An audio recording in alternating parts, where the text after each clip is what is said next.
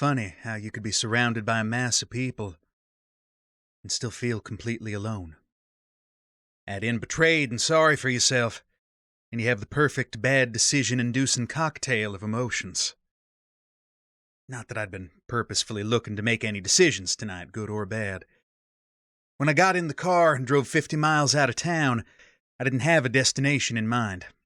I'd only wanted to have as much distance away from my cheating ex as possible, without the risk of getting lost on the windy roads of the area I now called home. I wanted to believe I was giving Jack time to pack his shit up and leave my apartment. But in reality, I knew that if I'd stayed, I would either have punched him in the gut or forgiven him. 24 hours. It hadn't even been 24 hours since we'd arrived in our new town from Boston. I'd only ever heard of Chester Falls from my college friend, Hannah, before I took on the new job. But I'd been ready to leave the city for a different lifestyle. It just seemed that Jack wasn't as ready for that change. I shook my head. The cheap scotch burning on the way down my throat. The loud thud of the dance music was like a hammer to my heart, but it wasn't loud enough to stop me from hearing my own thoughts. God, I hated scotch. But it was the fastest route to get me to that place where I didn't care about the reasons for my presence at the roadside bar. It seemed O'Mahony's wasn't just any roadside, middle-of-nowhere bar. It was also a gay one, no doubt catering to those from neighboring small towns who couldn't or didn't want to be out. It wasn't really my scene.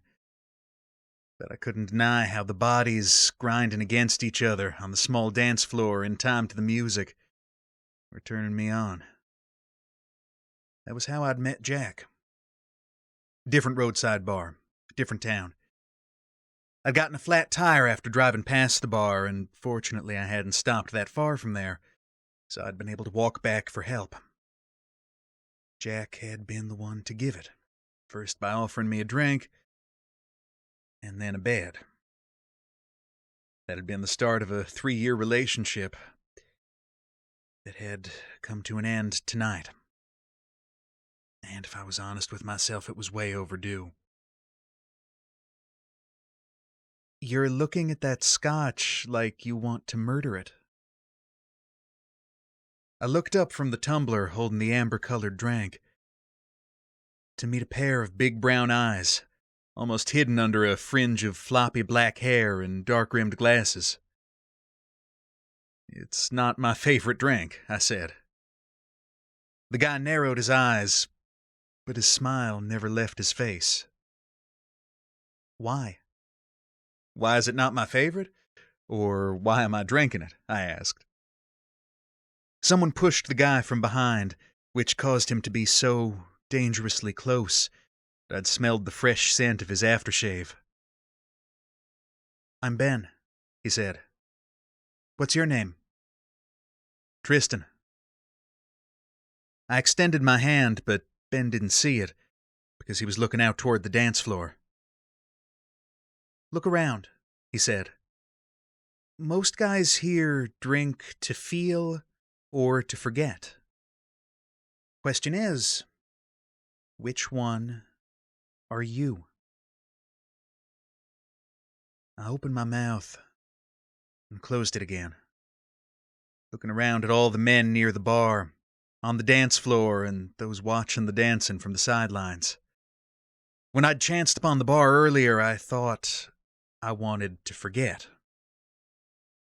The hurt, the betrayal, the time lost loving someone that didn't love me back. Yeah.